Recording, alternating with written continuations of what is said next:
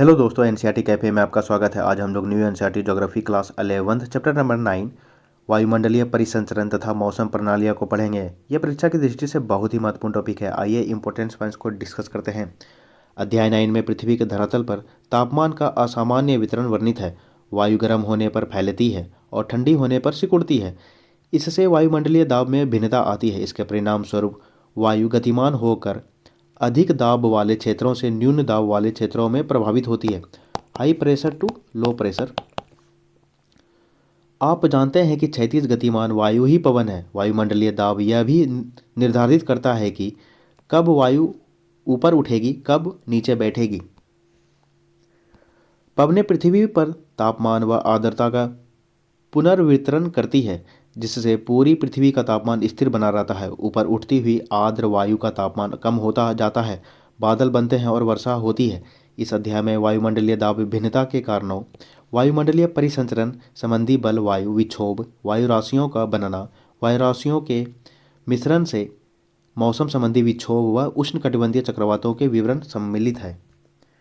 वायुमंडलीय दाब। क्या आप जानते हैं कि हमारा शरीर भी वायु दाब से प्रभावित होता है? जैसे जैसे आप ऊपर ऊंचाई चढ़ते हैं, वायु विरल होती जाती है। विरल मीन्स कम या घटती जाती है और सांस लेने में कठिनाई होती है। मध्य समुद्र तल से वायुमंडल की अंतिम सीमा तक इकाई क्षेत्रफल के वायु स्तंभ के भार को वायुमंडलीय दाब कहते हैं। वायु दाब को मापने की इकाई मिलीबार है। समुद्र तल पर औसत वायुमंडलीय दाब 1013.2 मिलीबार होता है। गुरुत्वाकर्षण के कारण धरातल के निकट वायु सघन होती है और इसी के कारण वायुदाब अधिक होता है। वायुदाब को मापने के लिए पारद वायुदाबमापी, मरकरी बैरोमीटर अथवा निद्रव बैरोमीटर का प्रयोग किया जाता है। इन उपकरणों के विषय में जानने हेतु भूगोल में प्रयोगात्मक कार्यभाग एनसीईआरटी 2006 देखेंगे। ठीक है। वायुदाब ऊंचाई के साथ घटता है। ऊंचाई पर वायुदाब भिन्न स्थानों पर भिन्न भिन्न होता है और यह भिन्नता ही वायु में गति का मुख्य कारण होता है। अर्थात पवनें उच्च वायुदाब क्षेत्र से कम वायुदाब क्षेत्रों की तरफ चलती है। ये कुछ इंपॉर्टेंट है, नोट करके लिख लीजिएगा। वायुदाब। वायुदाब को मापने के लिए बैरोमीटर का उपयोग, और ऊंचाई बढ़ने पर क्या होता है? ऊंचाई बढ़ने पर वायुदाब कम होता है। इसीलिए ऊपर चढ़ने पर क्या क्या होता है? मतलब नाक से खून बहता है, और जब एरोप्लेन में आप बैठते हैं तो ऊंचाई बढ़ने पे क्या होता है? पेन से स्याही निकलती है। ये बेस्ट एग्जांपल, ये पूछा गया प्रश्न है। और वायुदाब क्या होता है? बल बाय क्षेत्रफल। इसका एसआई यूनिट क्या हो जाएगा? न्यूटन पर मीटर स्क्वायर। ये आपका बीपीएससी में पूछा गया प्रश्न है। वायुदाब में ऊर्ध्वाधर भिन्नता। वायुदाब के निचले भाग में वायुदाब ऊंचाई के साथ तीव्रता से घटता है। यह ह्रास दर प्रत्येक 10 मीटर की ऊंचाई पर 1 मिली बार होता है। वायुदाब सदैव एक ही दर से नहीं घटता। यह आपको दिखाया गया है। निश्चित ऊंचाई पर मानक तापमान व वायुदाब मिली बार में और तापमान डिग्री सेल्सियस में। समुद्र तल में कितना है? 1013.25 मिली बार और तापमान में 15.2 डिग्री सेल्सियस। 1 किलोमीटर ऊपर जाने पर क्या हो जाएगा? 898.76 मिली बार। ये घट रहा है यहाँ तापमान में भी घट रहा है 8.7 डिग्री सेल्सियस। और 5 किलोमीटर ऊपर जाने पर 540.48 मिली बार। और माइनस में यहाँ हो जाएगा तापमान -17.3 डिग्री सेल्सियस। और 10 किलोमीटर ऊपर जाने पर 265 मिली बार। और यहाँ माइनस में -49.7 डिग्री सेल्सियस।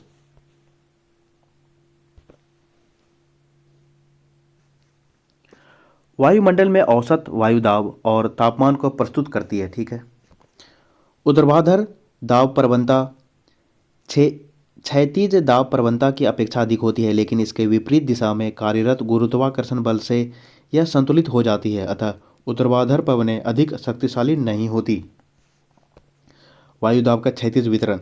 पवनों की दिशा व वेग के संदर्भ में वायुदाब में अल्प अंतर भी अत्यधिक महत्वपूर्ण है। वायुदाब के क्षैतिज वितरण का अध्ययन समान अंतराल पर खींची गई समदाब रेखाओं द्वारा किया जाता है। समदाब रेखाएं वे रेखाएं हैं जो समुद्र तल से एक समान वायुदाब वाले स्थानों को मिलाती है। दाब पर ऊंचाई के प्रभाव को दूर करने और तुलनात्मक बनाने के लिए वायुदाब मापने के बाद इसे समुद्र तल के स्तर पर घटा लिया जाता है। समुद्र तल पर वायुदाब वितरण मौसम मानचित्रों में दिखाया जाता है। विभिन्न वायुदाब परिस्थितियों में समदाब रेखाओं की आकृति दर्शाता है। हम लोग ऊपर देख चुके हैं। निम्न दाब प्रणाली एक या अधिक समदाब रेखाओं से घिरी होती है जिसके केंद्र में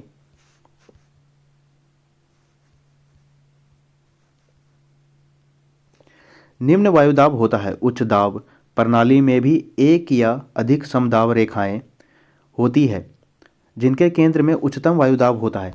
यह आपको दिखाया गया है।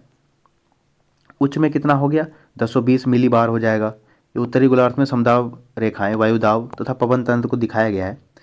ये निम्न दाब में 1014 मिली बार। ये उच्च में भी दिखाया गया है, ये निम्न में दिखाया गया है। समुद्र तल वायुदाब का विश्व वितरण। जनवरी व जुलाई महीने का समुद्र तल से वायुदाब का विश्व वितरण 9.2 और 9.3 में दर्शाया गया है। ठीक है, देखते हैं। ये आपका जनवरी मंथ में है, ये आपका ठंड के सीजन में। ये आपका विषुवत रेखा हो गया। ये उच्च वायुदाब हो रहा है यहाँ पर 1015, यहाँ भी हो गया 1015। ये आपका 1015 उच्च वायुदाब। ये आपका उच्च वायुदाब। ये आपका उच्च वायुदाब 1020। ये आपका हो गया निम्न 1000। शीतकाल में हो जाएगा। शीतकाल में क्या हो जाएगा, नॉर्थ में क्या हो जाएगा, उच्च दाब। और साउथ में क्या हो रहा है, निम्न दाब। ये आपका जुलाई मंथ में दिखाया गया है। ये गर्मी के सीजन में जुलाई मंथ को दिखाया गया है।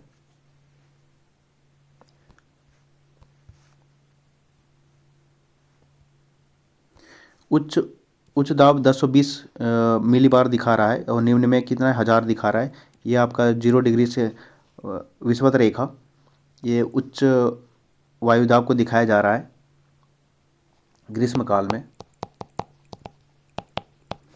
यहाँ क्या हो रहा है, नॉर्थ साइड में क्या हो रहा है, ये आपका निम्न दाब बन रहा है। और साउथ साइड में क्या हो रहा है, उच्च दाब बन रहा है। क्योंकि गर्मी सीजन में क्या होता है, वायु क्या होता है, गर्म होने पर हल्का होता है, इसलिए ये ऊपर उठ रहा है।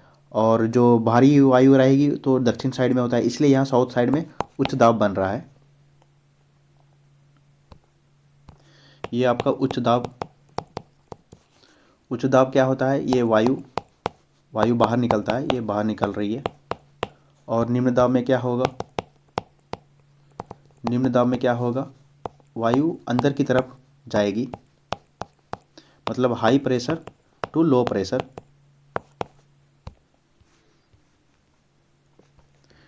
विषुवत वृत्त के निकट वायुदाब कम होता है और इसे विषुवतीय निम्न अवदाब क्षेत्र के नाम से जाना जाता है। 30 डिग्री उत्तर व 30 डिग्री दक्षिण अक्षांशों के साथ उच्च दाब क्षेत्र पाए जाते हैं जिन्हें उपोष्ण उच्च वायुदाब क्षेत्र कहा जाता है।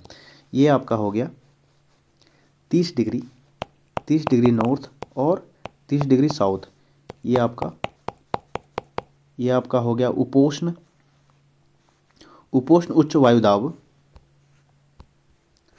पुनः ध्रुवों की तरफ 60 डिग्री उत्तर व 60 डिग्री दक्षिण अक्षांशों पर निम्न दाब पेटियां हैं। ये आपका हो गया, ये विषुवत रेखा हो गया। ये 60 डिग्री नॉर्थ और 60 डिग्री साउथ, ये आपको दिखाया गया है। ये वाला पार्ट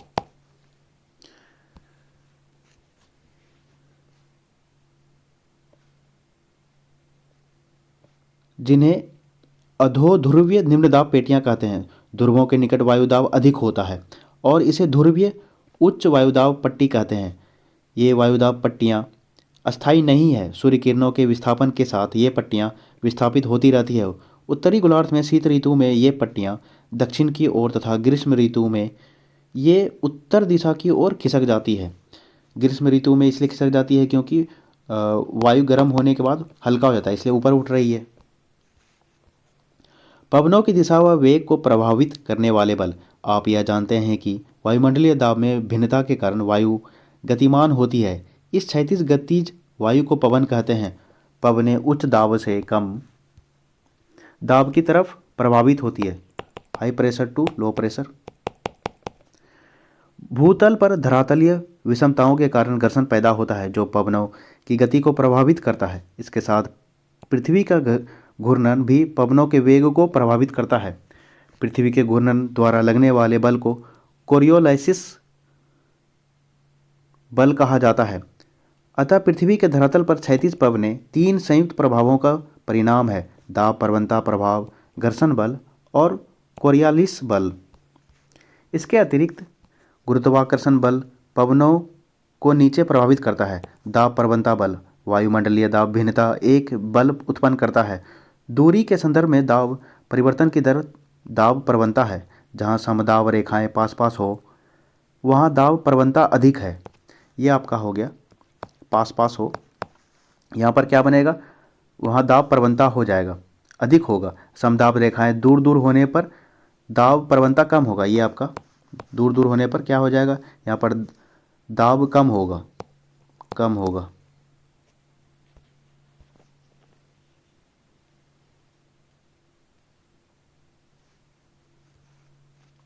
घर्षण बल यह पवनों की गति को प्रभावित करता है। धरातल पर घर्षण सर्वाधिक होता है और इसका प्रभाव प्रायः धरातल से 1 से 3 किलोमीटर ऊंचाई तक होता है। समुद्र सतह पर घर्षण न्यूनतम होता है। समुद्र तल पर घर्षण क्या होगा, न्यूनतम होगा, न्यूनतम और धरातल पर सबसे ज़्यादा होगा। कोरियोलिस बल पृथ्वी का अपने अक्ष पर घूर्णन पवनों की दिशा को प्रभावित करता है। सन 1844 में फ्रांसीसी वैज्ञानिक ने इसका विवरण प्रस्तुत किया था और इस बल को कोरियोलिस बल कहा जाता है। इस प्रभाव से पवनें उत्तरी गोलार्ध में अपनी मूल दिशा से दाहिनी तरफ व दक्षिण गोलार्ध में बाईं तरफ विक्षेपित हो जाती है। जब पवनों का वेग अधिक होता है तब विक्षेपण भी अधिक होता है। कोरियोलिस बल अक्षांशों के कोण के सीधा समानुपात में बढ़ता है। यह ध्रुवों पर सर्वाधिक और विषुवत पर अनुपस्थित होता है। ये इंपॉर्टेंट है, ये पूछा जाता है, ये ऑलरेडी पूछा गया प्रश्न है। ध्रुवों पर सर्वाधिक और विषुवत पर अनुपस्थित हो जाएगा।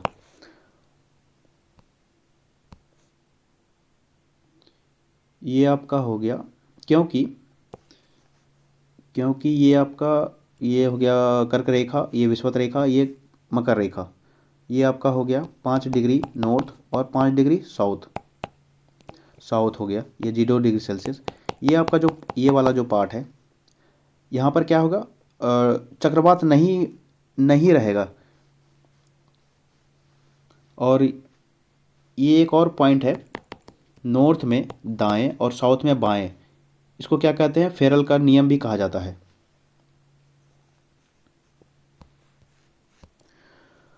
कोरियोलिस बल दाब प्रवणता के समकोण पर कार्य करता है। दाब प्रवणता बल समदाब रेखाओं के समकोण पर होता है। जितनी दाब प्रवणता अधिक होगी पवनों का वेग उतना ही अधिक होगा, पवनों की दिशा उतनी ही अधिक विक्षेपित होगी।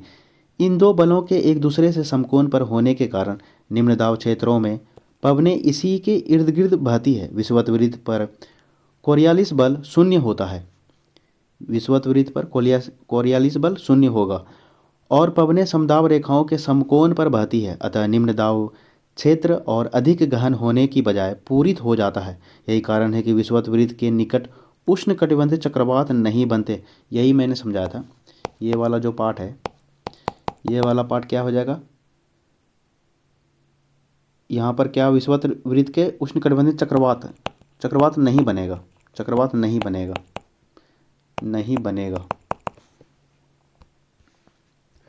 वायुदाब व पवनों का वेग व उनकी दिशा पवनों को उत्पन्न करने वाले बलों का परिणाम है। पृथ्वी की सतह से 2 से 3 किलोमीटर की ऊंचाई पर ऊपरी वायुमंडल में पवनें धरातलीय घर्षण के प्रभाव से मुक्त होती है और मुख्यतः दाब प्रवणता तथा कोरियोलिस बल से नियंत्रित होती है। जब समदाब रेखाएं सीधी हो और घर्षण का प्रभाव न हो तो दाब प्रवणता बल कोरियालिस बल से संतुलित हो जाता है और फलस्वरूप पवनें समदाब रेखाओं के समानांतर बहती है। ये पवनें भूवि भूविक्षेपी पवनों के नाम से जानी जाती है। ये आपको कुछ दिखाया गया है, ये इसको देखते हैं हम लोग। ये इम्पोर्टेंट है। चक्रवात तथा प्रति चक्रवात में पवनों की दिशा 9.2, ठीक है 9.2। पहले हम लोग देख लेते हैं इसको। ये उत्तरी गोलार्ध में दिखाया गया है या दक्षिणी गोलार्ध में दिखाया गया है? उत्तरी गोलार्ध में क्या है, कोरियालिस बल हो गया सी, ये आपका ये वाला पार्ट हो गया, और ये 708 मिली बार दिखाया रहा है, और ये आपका हो गया भूविक्षेपी पवन हो गया ये वाला, और दक्षिणी गोलार्ध में दिखाया गया है इसको। निम्न दाब क्षेत्र के चारों तरफ पवनों का परिक्रमण चक्रवाती परिसंचरण कहलाता है। उच्च वायु दाब क्षेत्र के चारों तरफ ऐसा होना प्रति चक्रवाती परिसंचरण कहा जाता है। इन प्रणालियों में पवनों की दिशा दोनों गोलार्धों में भिन्न होता है। हम लोग देखते हैं इसको। पृथ्वी की सतह पर कई बार निम्न व उच्च दाब के चारों ओर पवनों का परिसंचरण ऊंचाई पर होने वाले वायु परिसंचरण से संबंधित होता है। प्रायः निम्न दाब क्षेत्रों पर वायु अभिसरित होगी और ऊपर उठेगी। उच्च दाब क्षेत्रों में वायु का अवतलन होगा और धरातल पर अपसरित होगी। अभिसरण के अतिरिक्त वायु भ्रमील रूप में संवहन धाराओं में पर्वतों के साथ साथ और वाताग्र के सहारे ऊपर उठती है, जो बादल बनने व वर्षण के लिए आवश्यक है। चक्रवात और प्रति चक्रवात को दिखाया गया है। केंद्र में दाब की दिशा चक्रवात में निम्न हो जाएगा, और उत्तर गोलार्ध में क्या हो जाएगा, घड़ी की सुई की दिशा विपरीत होती है, और दक्षिण में क्या हो जाएगा, ये अनुरूप होगा चक्रवात में। प्रति चक्रवात में क्या हो गया, उच्च हो गया। घड़ी की सुई के अनुरूप होगा यहाँ पर, प्रति चक्रवात में जस्ट उल्टा हो जाता है, और दक्षिण गोलार्ध में यहाँ पर विपरीत होगा। इसको मैं समझाता हूँ। ये आपका निम्न दाब हो गया, निम्न दाब हो गया। ये आपका क्या है कि वायु दाब अंदर की ओर जा रहा है, क्योंकि high pressure to low pressure, ये अंदर की ओर जा रहा है। ये निम्न दाब पर, ये हो गया आपका चक्रवात। और ये क्या है, अभिसरण का क्या होता है मीनिंग, मिलना। और प्रति चक्रवात में क्या हो जाएगा, ये आपका उच्च दाब, ये क्या है, बाहर की ओर निकल रही है, ये पवनें बाहर की ओर निकल रही है। ये हो गया अपसरित, दूर जाना, यह आपका प्रति चक्रवात। ये पूछा जाता है यहाँ पर, चक्रवात और प्रति चक्रवात में डिफरेंस करके पूछा जाता है क्वेश्चन। वायुमंडल का सामान्य परिसंचरण। भूमंडलीय पवनों का प्रारूप मुख्यतः निम्न बातों पर निर्भर है। वायुमंडलीय ताप में अक्षांशीय भिन्नता। दूसरा क्या है, वायुदाब पट्टियों की उपस्थिति। वायुदाब पट्टियों का सौर किरणों के साथ विस्थापन, महासागरों व महाद्वीपों का वितरण तथा पृथ्वी का घूर्णन। वायुमंडलीय पवनों के प्रारूप को वायुमंडलीय समान परिसंचरण भी कहा जाता है।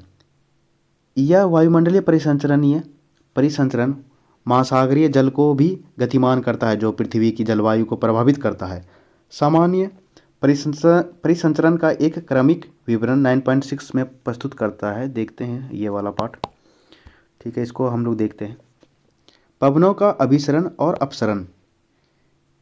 ये आपका हो गया अभिसरण मीन्स मिलना, ये मिल रहा है। अब अपसरण क्या है, दूर जाना, ये आपका दूर जा रहा है।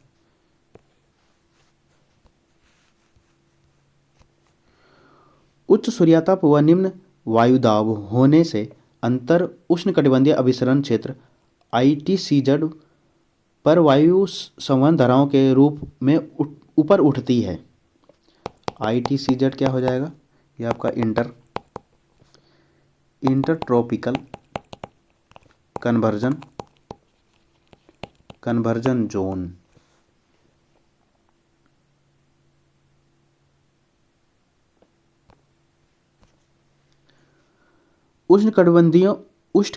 उष्णकटिबंधों से आने वाली पवनें इस निम्न दाब क्षेत्र में अभिसरण करती है। अभिसरित वायु संवहन कोष्ठों के साथ ऊपर उठती है। यह क्षोभ मंडल के ऊपर 14 किलोमीटर की ऊंचाई तक ऊपर चढ़ती है और फिर ध्रुवों की तरफ प्रभावित होती है।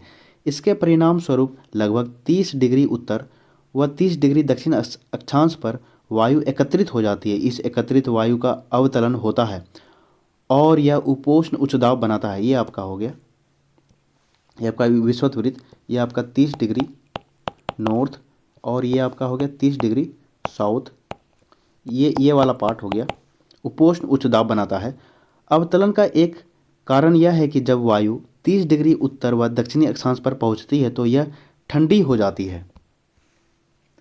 धरातल के निकट वायु का अपसरण होता है और यह विषुवत वृत्त की ओर पूर्वी पवनों के रूप में बहती है। विषुवत वृत्त के दोनों तरफ से प्रभावित होने वाली पूर्वी पवनें अंतर उष्णकटिबंधीय अभिसरण क्षेत्र ITCZ पर मिलती है।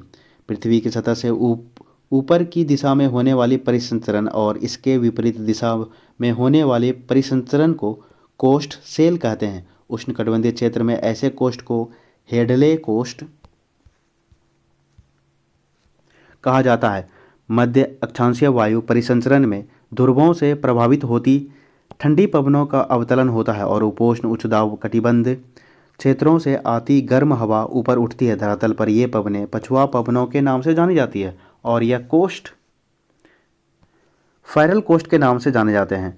ध्रुवीय अक्षांशों पर ठंडी सघन वायु का ध्रुवों पर अवतलन होता है और मध्य अक्षांशों की ओर ध्रुवीय पवनों के रूप में प्रभावित होती है। इस कोस्ट को ध्रुवीय कोस्ट कहा जाता है। ये तीन कोस्ट वायुमंडल के सामान्य परिसंचरण का प्रारूप निर्धारित करते हैं। तापीय ऊर्जा का निम्न अक्षांशों से उच्च अक्षांशों में स्थानांतरण सामान्य परिसंचरण को बनाए रखता है। ये आपको दिखाया गया है, ये इम्पोर्टेंट है। ये आपका हो गया ये वाला पार्ट, ये हो गया विषुवत वृत्त और ये हो गया 30 डिग्री उत्तर और 30 डिग्री साउथ। ये वाला पार्ट क्या हो जाएगा, ये हो गया उष्णकटिबंधीय अभिसरण हो जाएगा, ठीक है। और ये आपका ध्रुवीय हो गया, 30 से 60 हो जाएगा, ध्रुवीय हो जाएगा और 60 से 90 हो जाएगा ये वाला पार्ट। ये पछुआ पवन 30 से 60 हो गया पछुआ पवन और ये हो गया 30 से 60 हो गया पछुआ पवन। फिर 0 से 30 हो गया, 0 से 30 ये व्यापारिक पवन हो जाएगा। यहाँ पर दक्षिणी पूर्वी व्यापारिक पवन हो जाएगा, ठीक है। इसको मैं समझाता हूँ ऐसे करके। व्यापारिक पवन कितने डिग्री में हो जाएगा, ये आपका पवन हो जाएगा 30 डिग्री नॉर्थ से 35 डिग्री नॉर्थ, ठीक है। और के मध्य हो जाएगा और 30 डिग्री साउथ से 35 डिग्री साउथ के मध्य हो जाएगा। ये इम्पोर्टेंट पूछा जाता है। और इनकी जो दिशा हो जाएगा व्यापारिक पवने का दिशा क्या हो जाएगा, नॉर्थ में उत्तर पूर्व और साउथ में क्या हो जाएगा, दक्षिण पूर्व। और एक पूछा जाता है पछुआ पवन कितने डिग्री में पाया जाएगा, 30 degree north to 60 degree north और 30 degree south to 60 degree north में। ये पछुआ पवन कैसे चलेगी, पश्चिम से पूर्व। ये इम्पोर्टेंट है। और ये आपका पार्ट है जो ITCZ है, ये वाला पार्ट, ये आपका ये वाला पार्ट हो गया, ये विषुवत वृत्त हो गया, ये मकर रेखा हो गया, ये कर्क रेखा हो गया, ये मकर रेखा हो गया। ये 5 डिग्री नॉर्थ और 5 डिग्री साउथ, ये साउथ हो गया, ये 0 डिग्री हो गया। ये वाला जो पार्ट है ये आपका ITCZ हो जाएगा, इंटर ट्रॉपिकल कन्वर्जन जोन हो जाएगा। क्योंकि यहाँ पर क्या हो रहा है, दो व्यापारिक पवनों का मिलन हो रहा है। ये वाला पार्ट जो है व्यापारिक पवन, ये आपका व्यापारिक पवन जो है मिलन हो रहा है, इसको कहते हैं हम लोग। फिर जो बच गया ध्रुवीय पवने क्या हो गया, नॉर्थ में क्या हो जाएगा आपका उत्तर पूर्व, और साउथ में क्या हो जाएगा दक्षिण पूर्व। दक्षिण पूर्व इसका कितना डिग्री हो जाएगा, इसका हो जाएगा 60 डिग्री, 60 से 65 डिग्री नॉर्थ में, और साउथ में क्या हो जाएगा 60 डिग्री से 65 डिग्री साउथ में। एक और इम्पोर्टेंट है, इसको नोट करके लिख लीजिएगा, ये पूछा गया सवाल है।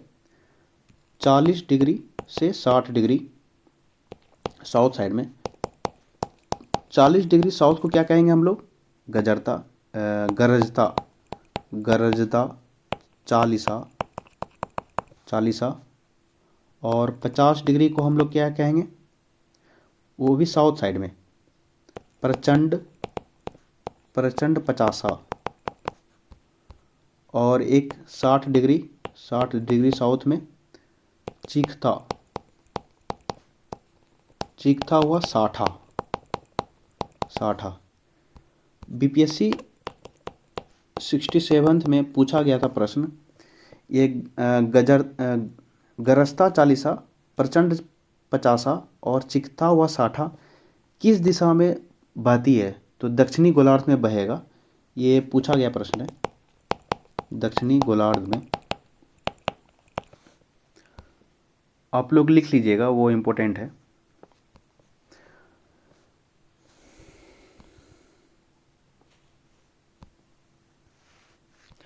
वायुमंडल का सामान्य परिसंचरण महासागरों को भी प्रभावित करता है। वायुमंडल में वृहद पैमाने पर चलने वाली पवनें धीमी तथा अधिक गति की महासागरीय धाराओं को प्रभावित करती है।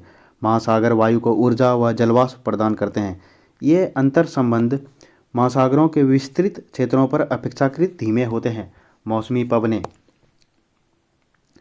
पवनों के प्रवाह के प्रारूप में विभिन्न मौसमों में बदलाव आता है। यह बदलाव अत्यधिक तापन, पवन व वायुदाब पट्टियों के विस्थापन आदि के कारण होता है। ऐसे विस्थापन का सबसे अधिक स्पष्ट प्रभाव विशेषकर दक्षिण पूर्व एशिया में मानसून पवनों के बदलाव में देखा जा सकता है। आप मानसून के विषय में विस्तार पूर्वक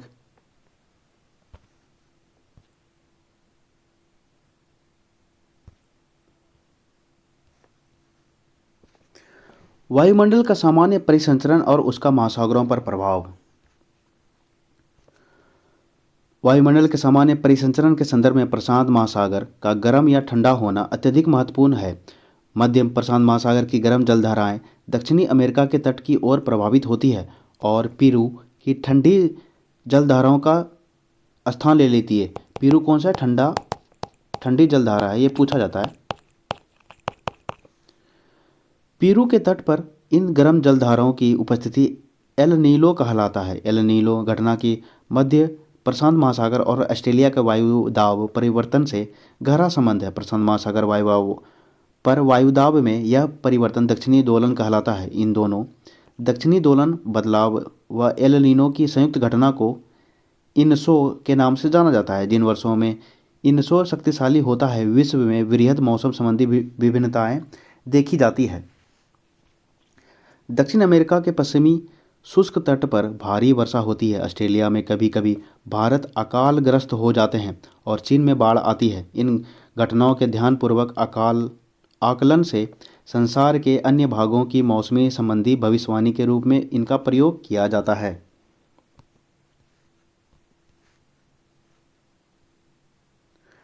सामान्य परिसंचरण प्रणाली से भिन्न अन्य स्थानीय विसंगतियां नीचे वर्णित है।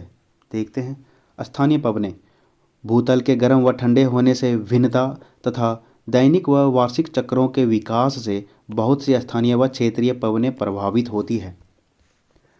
स्थल व समुद्र समीर, ये पूछा जाता है। जैसा कि पहले वर्णित है, ऊष्मा के अवशोषण तथा स्थानांतरण में स्थल व समुद्र में भिन्नता पाई जाती है। दिन के दौरान स्थल भाग समुद्र की अपेक्षा अधिक गर्म हो जाती है, अतः स्थल पर हवाएं ऊपर उठती है और निम्न दाब क्षेत्र बनता है, जबकि समुद्र अपेक्षाकृत ठंडे रहते हैं और उन पर उच्च वायुदाब बना रहता है। इससे समुद्र से स्थल की ओर दाब प्रवणता उत्पन्न होती है और पवनें समुद्र से स्थल की तरफ समुद्र समीर के रूप में प्रभावित होती है। रात्रि में इसके एकदम विपरीत प्रक्रिया होती है। स्थल समुद्र की अपेक्षा जल्दी ठंडा होता है। दाब प्रवणता स्थल से समुद्र की तरफ होने पर स्थल समीर प्रभावित होती है। ये आपको दिखाया गया है, ये समुद्र समीर हो गया, ये स्थल है, ये आपका जो वायु है गर्म होकर के ऊपर उठती है, फिर ठंडा होते समुद्र की ओर बढ़ती है। और ये क्या हो जाएगा, समुद्र समीर क्या हो जाएगा, समुद्र से स्थल की ओर, ये पूछा जाता है। और ये स्थल समीर क्या हो जाएगा, स्थल से समुद्र की ओर, ये आपका समुद्र से गर्म हवा बहती हुई फिर स्थल की ओर बह रही है। पर्वत व घाटी पवनें दिन के दौरान पर्वतीय प्रदेशों में ढाल गर्म हो जाते हैं और वायु ढाल के साथ साथ ऊपर उठती है और इस स्थान को भरने के लिए वायु घाटी से बहती है। इन पवनों को घाटी समीर कहते हैं। रात्रि के समय पर्वतीय ढाल ठंडे हो जाते हैं और सघन वायु घाटी में नीचे उतरती है, जिसे पर्वतीय पवनें कहते हैं। उच्च पठारों व हिम क्षेत्रों से घाटी में बहने वाली ठंडी वायु को अवरोही पवनें कहते हैं। कैटाबेटिक पवनें पर्वत श्रेणियों के पवन विमुख ढालों पर एक अन्य प्रकार की उष्ण पवनें प्रभावित होती है। पर्वत श्रेणियों को पार करते हुए ये आर्द्र पवनें संघनित हो जाती है और वर्षण करते हैं। वर्षा कैसे होता है, संघनन के कारण जब ये पवन विमुख ढालों पर नीचे उतरती है तभी यह शुष्क पवनें रुद्धोष्म एडियाबेटिक प्रक्रिया से गर्म हो जाती है। यह शुष्क हवाएं कम समय में बर्फ पिघला सकती है। वायु राशियाँ एक इम्पोर्टेंट है, ये आपका स्थानीय पवनें, स्थानीय पवनें, ये आपका स्थानीय पवनें कुछ पूछा जाता है। जैसे चिनूक हो गया, ये कहाँ, यूएसए में। लू हो गया आपका पश्चिम भारत में या उत्तर भारत में। मिस्ट और फोन कहाँ होता है, तो स्विट्जरलैंड में।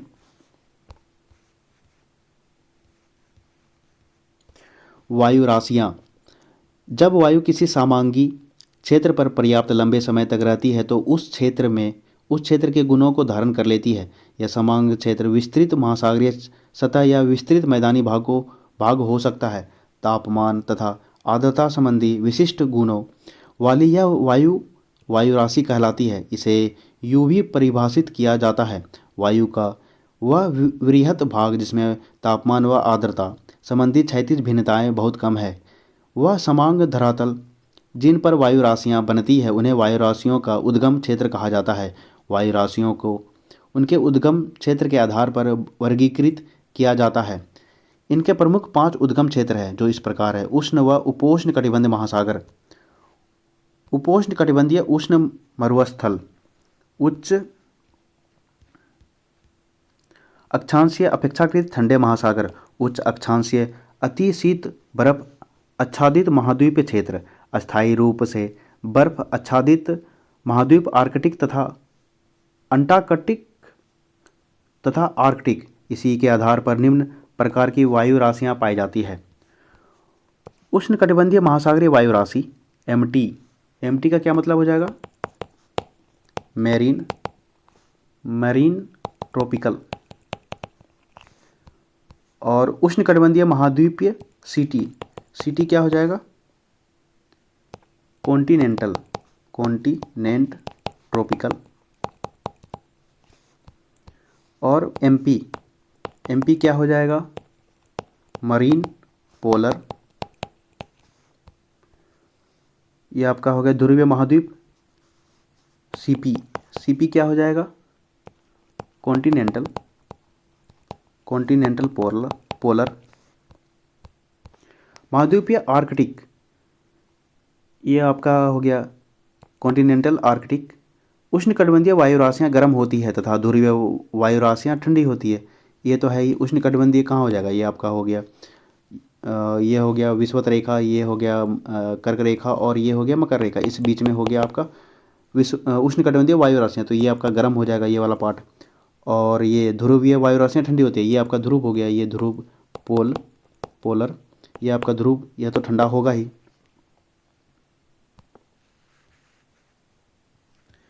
ये कुछ फिगर को देखते हैं। ओके, वाताग्र को पढ़ते हैं फिर। वाताग्र, जब दो भिन्न प्रकार की वायु राशियाँ मिलती है, मतलब दो दो डिफरेंट टाइप का वायु राशियाँ मिलती है, तो उनके मध्य सीमा क्षेत्र को वाताग्र कहते हैं। वाताग्रों के बनने की प्रक्रिया को वाताग्र जनन कहते हैं। वाताग्र 4 प्रकार के होते हैं: शीत वाताग्र, उष्ण वाताग्र, अचर वाताग्र, अधिविष्ट वाताग्र। जब वाताग्र स्थिर हो जाए तो इन्हें अचर वाताग्र कहा जाता है। अर्थात ऐसे वाताग्र जब कोई भी वायु ऊपर नहीं उठती, जब शीतल व भारी वायु आक्रामक रूप से उष्ण वायु राशियों को ऊपर धकेलती है, इस संपर्क के क्षेत्र को शीत वाताग्र कहते हैं। मतलब ऊपर की ओर धकेलेगी तो क्या हो जाएगा, शीत वाताग्र। यदि गर्म वायु राशियाँ आक्रामक रूप में ठंडी वायु राशियों के ऊपर चढ़ती है तो इस संपर्क क्षेत्र को उष्ण वाताग्र कहते हैं। यदि एक वायु राशि पूर्णतः धरातल के ऊपर उठ जाए तो ऐसे वाताग्र को अधिविष्ट वाताग्र कहते हैं। वाताग्र मध्य अक्षांशों में ही निर्मित होते हैं और तीव्र वायुदाब व तापमान प्रवणता इनकी विशेषता है। ये तापमान में अचानक बदलाव लाते हैं तथा इसी कारण वायु ऊपर उठती है, बादल बनते हैं तथा वर्षा होती है। ये आपका दिखाया गया है। ये आपका हो गया उष्ण वाताग्र और ये हो गया शीत वाताग्र और ये आपका हो गया अधिविष्ट वाताग्र। ये शीत वाताग्र और उष्ण वाताग्र यहाँ पर मिलता है, इसी को कहते हैं अधिविष्ट वाताग्र। बहिर्रूसन कटिबंध चक्रवात एक्स्ट्रा ट्रॉपिकल साइक्लोन्स, वे चक्रवातीय वायु प्रणालियाँ जो उष्णकटिबंध से दूर मध्य व उच्च अक्षांशों में विकसित होती है उन्हें बहिर्रूसन या शीतोष्ण कटिबंध चक्रवात कहते हैं। मध्य तथा उच्च अक्षांशों में जिस क्षेत्र से ये गुजरते हैं वहाँ मौसम संबंधी अवस्थाओं में अचानक तेजी से बदलाव आते हैं।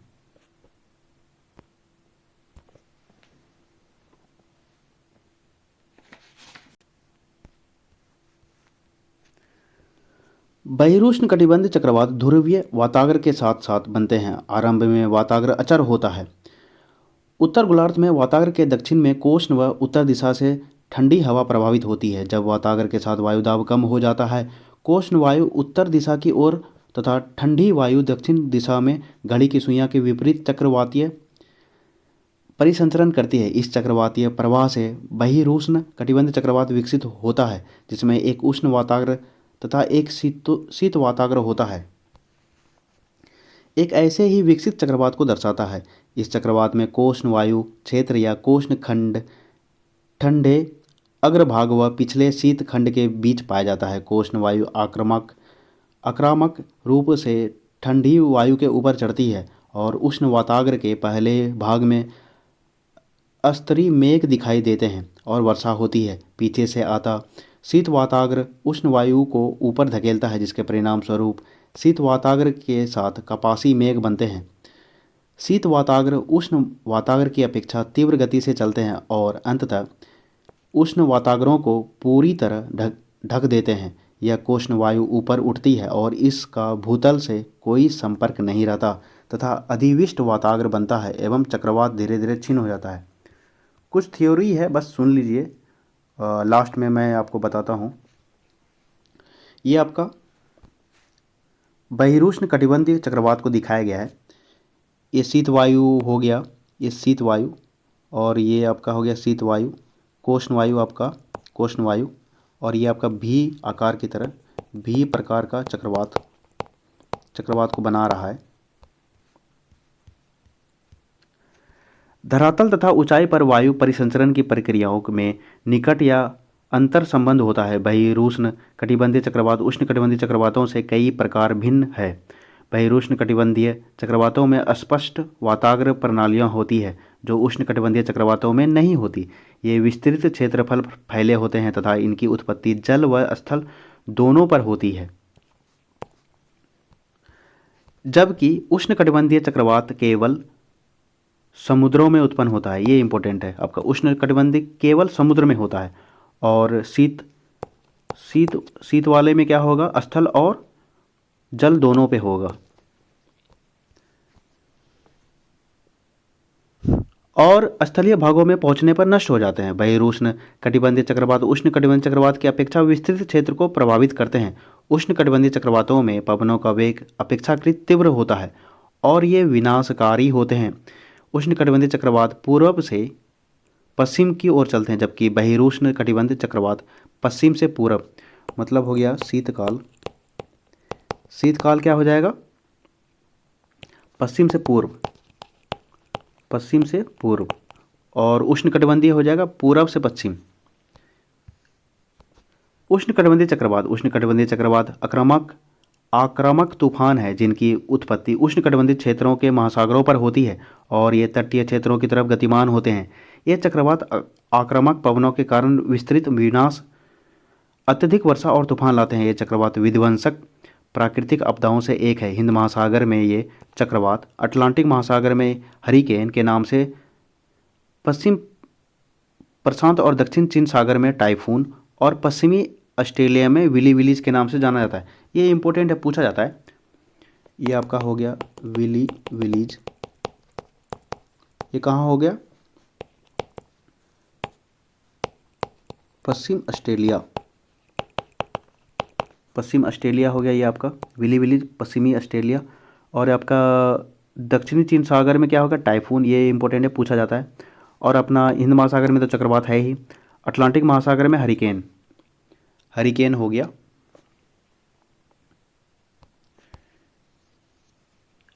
और एक कुछ इंपॉर्टेंट है, ये आपको थोड़ा नोट करके लिख लीजिएगा।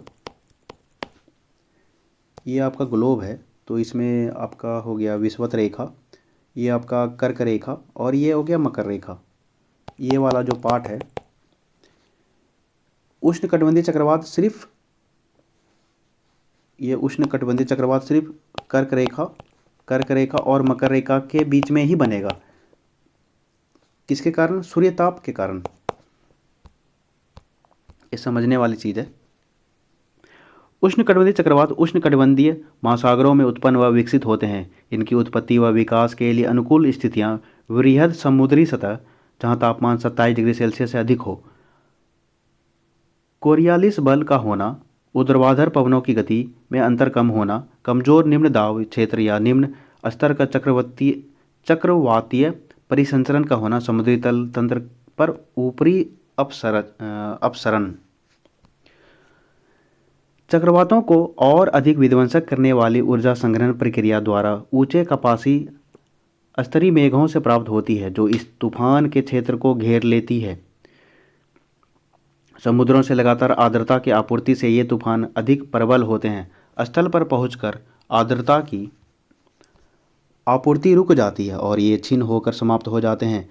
वह स्थान जहां से उष्णकटिबंधीय चक्रवात तट को पार करके जमीन पर पहुंचते हैं, चक्रवात का लैंडफॉल कहलाता है। ये चक्रवात जो प्रायः 20 डिग्री उत्तर अक्षांश से गुजरते हैं, उनकी दिशा अनिश्चित होती है और ये अधिक विध्वंसक होते हैं। एक विकसित उष्णकटिबंधीय चक्रवात की संरचना का ऊर्ध्वाधर क्रमिक 9.10 में दर्शाया गया है। 9.10 देखते हैं। एक विकसित उष्णकटिबंधीय चक्रवात की विशेषता इसके केंद्र के चारों तरफ प्रबल सर्पिल पवनों का परिसंचरण है, जिसे इसकी आँख कहा जाता है। इस परिसंचरण प्रणाली का व्यास 150 से 250 किलोमीटर तक होता है। ये आपको दिखाया गया है, उष्णकटिबंधीय चक्रवात का खड़ा परिच्छेद को दिखाया गया, ये तूफान को दिशा को दिखाया गया है। ये वर्षा मेघ हो गया, ये आपका कपास मेघ हो गया, कपासी मेघ हो गया, वर्षा मेघ को दिखाया गया। ये रेन हो गया, ये आँख हो गया, ये रेन बेड हो गया। ये फिगर उतना इम्पोर्टेंट है नहीं, आप लोग देख सकते हैं रोक करके। इसका केंद्रीय अक्षु क्षेत्र शांत रहता है, जहां पवनों का अवतलन होता है। अक्षु के चारों तरफ अक्षुभित्ति होता है, जहां वायु का प्रबल व वृत्ताकार रूप में आरोहण होता है। यह आरोहण क्षोभ सीमा की ऊंचाई तक पहुंचता है। इसी क्षेत्र में पवनों का वेग अधिकतम होता है जो 250 किलोमीटर प्रति घंटा तक होता है। इन चक्रवातों से मूसलाधार वर्षा होता है। चक्रवात की आंख से रेन बैंड विकृत होते हैं तथा कपासी वर्षा बादलों की पंक्तियां बाहरी क्षेत्र की ओर विस्थापित हो सकती है।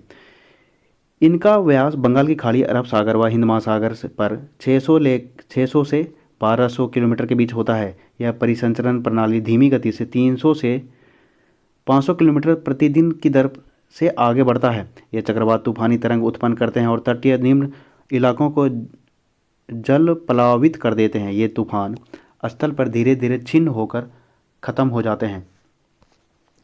तड़ित झंझा व टोर्नेडो। टोर्नेडो क्या है? ये आपका उष्ण कटिबंधीय चक्रवात है। कटिबंधीय चक्रवात है ये। टोर्नेडो कहाँ मिलेगा आपको? मैक्सिको ये पूछा जाता है। अन्य विध्वंसक स्थानीय तूफान तड़ित झंझा तथा टोर्नेडो है। ये अल्प समय के लिए रहते हैं, अपेक्षाकृत कम क्षेत्रफल तक सीमित होते हैं परंतु आक्रामक होते हैं। तड़ित झंझा उष्ण आर्द्र दिनों में प्रबल संवहन के कारण उत्पन्न होते हैं। तड़ित झंझा एक पूर्ण विकसित कपासी वर्षा मेघ है जो गरज व बिजली उत्पन्न करते हैं। जब यह बादल अधिक ऊंचाई पर चले जाते हैं जहां सामान्य शून्य से कम रहता है तो इसे ओले बनते हैं और ओलावृष्टि होती है। आर्द्रता कम होने पर यह तड़ित झंझा धूल भरी आंधियां लाते हैं। तड़ित झंझा की विशेषता उष्ण वायु का प्रबल ऊर्ध्व प्रवाह है जिसके कारण बादलों का आकार बढ़ता है और ये अधिक ऊंचाई तक पहुंचते हैं। इसके कारण वर्षण होता है। तत्पश्चात नीचे की तरफ वात प्रवाह पृथ्वी पर ठंडी वायु व वर्षा लाते हैं। भयानक तड़ित झंझा से कभी कभी वायु आक्रामक रूप में हाथी की सूंड की तरह सर्पिल अवरोहण करती है। इसमें केंद्र पर अत्यंत कम वायु दाब होता है और यह व्यापक रूप से भयंकर विनाशकारी होती है। इस परिघटना को टोर्नेडो कहते हैं। टोर्नेडो सामान्यतः मध्य अक्षांशों में उत्पन्न होते हैं। समुद्र पर टोर्नेडो को जल स्तंभ कहते हैं। ये आक्रामक तूफान वायुमंडलीय ऊर्जा वितरण में भिन्नता या स्थिर वायु के व्यवस्थित होने की अभिव्यक्ति है। इन तूफानों से स्थितिज व ताप ऊर्जा गतिज ऊर्जा में परिवर्तित हो जाती है और अशांत वायुमंडलीय दशाएं पुनः स्थिर स्थिति में लौट आती है।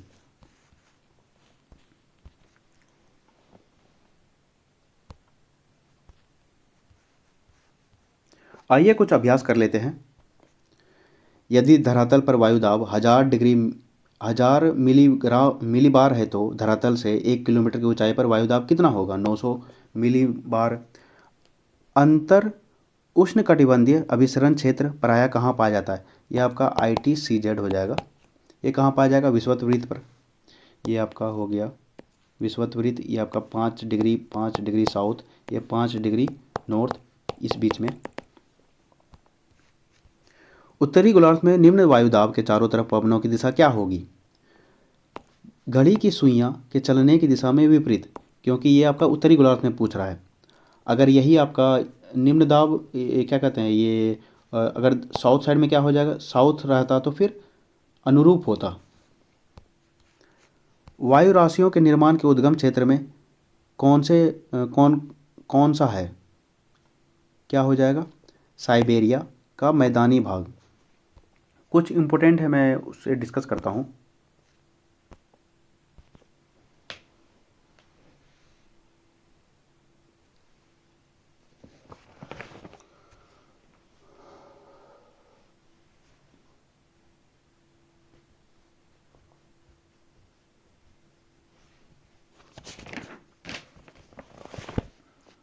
लीजिएगा आप लोग, ये इम्पोर्टेंट है, यहाँ से पूछा जाता है।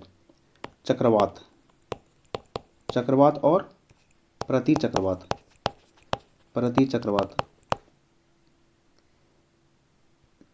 हो जाएगा। ये आपका ये हो गया। ये चक्रवात में क्या होगा? निम्न दाब हो गया और प्रति चक्रवात में हो गया उच्च दाब। ठीक है। और ये क्या हो गया? अंदर की ओर जाएगा। ये अंदर की ओर जाएगा। और प्रति चक्रवात में क्या हो जाएगा? ये बाहर की ओर जाएगा। और ये चक्रवात हो गया प्रति चक्रवात। इसमें क्या क्या हो गया, नॉर्थ में क्या हो जाएगा, मतलब नॉर्थ साइड में एंटी क्लॉकवाइज हो जाएगा, और साउथ साइड में क्या हो जाएगा, क्लॉकवाइज डायरेक्शन हो जाएगा, क्लॉकवाइज डायरेक्शन हो जाएगा। और यहाँ पर जस्ट अपोजिट हो जाएगा, नॉर्थ में क्या हो जाएगा, क्लॉकवाइज डायरेक्शन हो जाएगा, और साउथ में क्या हो जाएगा, एंटी क्लॉकवाइज हो जाएगा। और इसमें क्या हो जाएगा चक्रवात में, और प्रति चक्रवात में क्या हो जाएगा, इसका एग्जाम्पल क्या हो जाएगा, टॉर्नेडो हो जाएगा, और हरिकेन हो जाएगा। और इसका जो आकृति हो गया, आकार क्या हो गया, इसका आकार क्या हो जाएगा, अंडाकार हो जाएगा, ये छोटा है। और प्रति चक्रवात में क्या हो जाएगा, ये कहाँ बनेगा, भूमध्य रेखीय क्षेत्र में कम बनेगा यहाँ पर। और इसका आकार कैसा हो जाएगा, गोलाकार। यहाँ क्या है, अंडाकार, यहाँ गोलाकार है, और ये क्या है, बड़ा हो जाएगा, इसका जो साइज होगा बड़ा हो गया। और ये प्रति चक्रवात में क्या है, स्वच्छ आसमान होता है यहाँ पर, ये इम्पोर्टेंट है, लिख लीजिएगा। और कुछ इम्पोर्टेंट है उसको भी डिस्कस करता हूँ मैं। ये आपका क्या हो गया, उष्णकटिबंधीय चक्रवात में क्या क्या हो जाएगा, ये आपका हो गया पश्चिम से पूरब की ओर चलेगा। और ये हो गया, और क्या है इसमें, चक्रवात की आँख की तरह बनता है, चक्रवात की आँख, ये पूछा जाता है, इसको क्या हम लोग कहते हैं, चक्षु कहेंगे। और क्या है ये, इसका जो आकार होगा, इसका आकार हो गया ओ साइज, ओ वाली आकार होगा इसमें, ठीक है। ये उष्णकटिबंधीय हो गया। इसमें क्या है, केवल समुद्र पर बनेगा ये।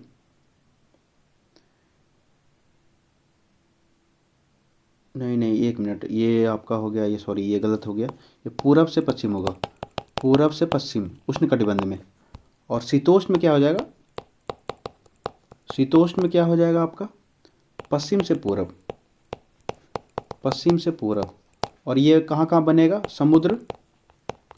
समुद्र और स्थल दोनों पर हो जाएगा। और इसका जो आकार हो जाएगा, भी आकार का हो जाएगा, भी आकार का होगा, अंडाकार और गोलाकार, ठीक है। और इसका जो एग्जाम्पल है, उष्णकटिबंध का जो एग्जाम्पल है, ये पूछा जाता है, उष्णकटिबंध का एग्जाम्पल जो क्या क्या है, ये आपका टॉर्नेडो हो जाएगा, USA, मैक्सिको, नहीं, सॉरी, ये हो गया आपका हरिकेन हो जाएगा आपका USA। टॉर्नेडो कहाँ का हो जाएगा, मैक्सिको, ये पूछा जाता है। और विली कहाँ हो जाएगा, पश्चिमी ऑस्ट्रेलिया। और ये आपका हो गया, टॉर्नेडो सबसे विनाशकारी हो गया, ये इम्पोर्टेंट हो गया। और कुछ पूछा जाता है, नोट करके लिखिएगा इसको,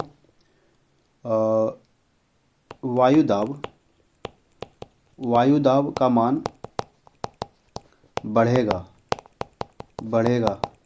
तो मौसम साफ रहेगा। और धीरे धीरे अगर घटेगा तो वर्षा होगा। और अचानक तेजी से गिरेगा तो आंधी तूफान आएगा। ये कितने बार बीपीएससी में पूछा गया है, अचानक गिरेगा तो तूफान होगा, ठीक है। और आपका ये इम्पोर्टेंट है,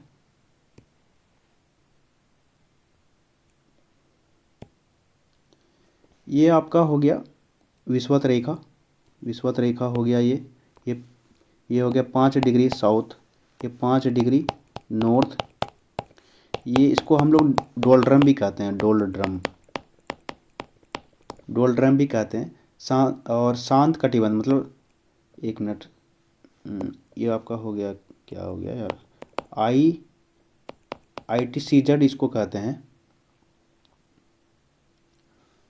ठीक है।